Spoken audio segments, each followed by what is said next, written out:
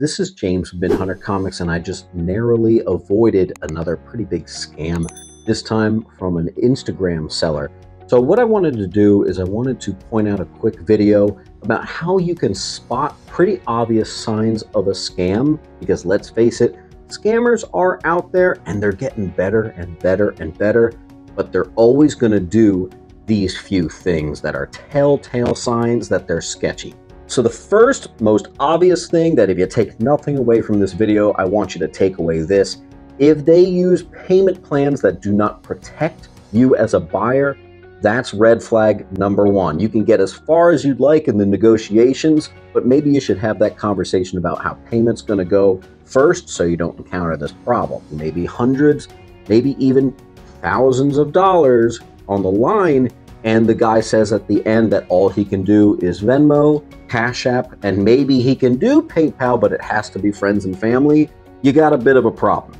And the reason being is all that stuff does work perfectly fine if you've built the trust with that person. If this is the first time you ever interacted with this person, you may be in trouble if you just sent $5,000 via Venmo.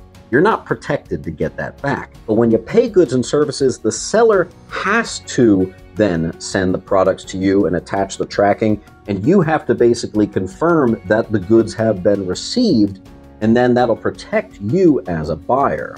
If the books arrive not as described or just don't arrive at all, you can put in a claim. Now, the seller can, of course, dispute at any time. So goods and services definitely has protection for both seller and buyer. Regardless, goods and services is the one that's going to have protection. If you send friends and family, Venmo, Cash App, that money could just be taken and they're gone. Here's your second red flag.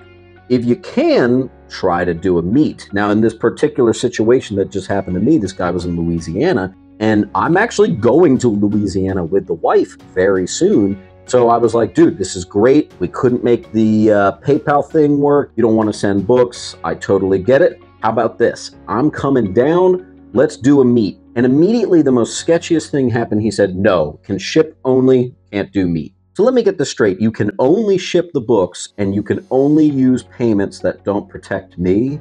Come on, man. Come on. You can look as real as you want. We can actually talk on the phone. You got to understand that that is really sketchy. That does not come across too good. You're refusing to meet up. You're refusing to send books first, which I totally understand, by the way.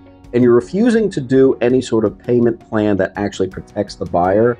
I'm sorry, but I just can't go off of faith for a multi-$1,000 deal in the pipe. People tell me stories all the time about how they've been getting scammed recently. And in almost all the stories I hear, it's people saying, like, he sounded real. I was even on the phone with him, but he required friends and family payment. And now the books haven't come. The guy's not getting back to me. What do I do?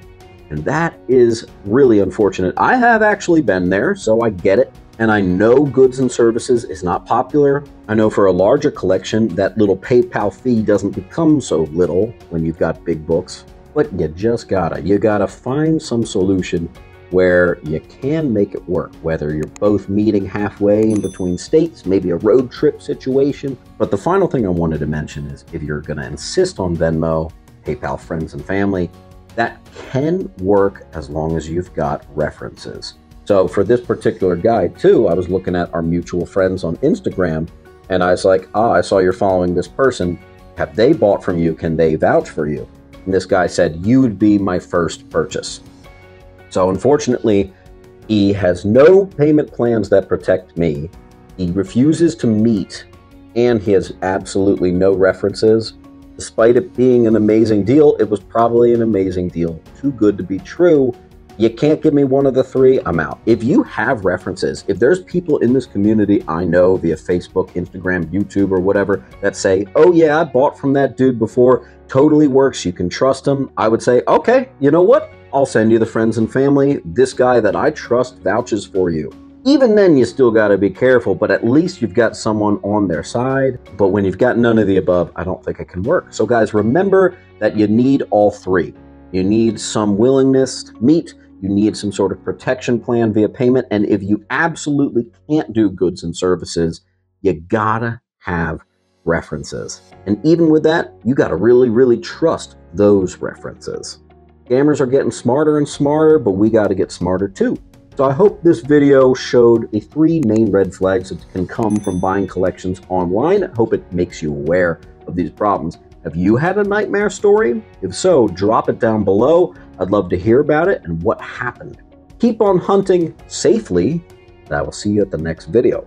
Make sure to come down to Sentiment Depot Antiques and Collectibles, where I'm set up with all of my comics, located at 238 West Delaware Ave, Pennington, New Jersey. Open every day except for Monday and Tuesday. Enjoy 10% off from Wednesday to Friday. See you there.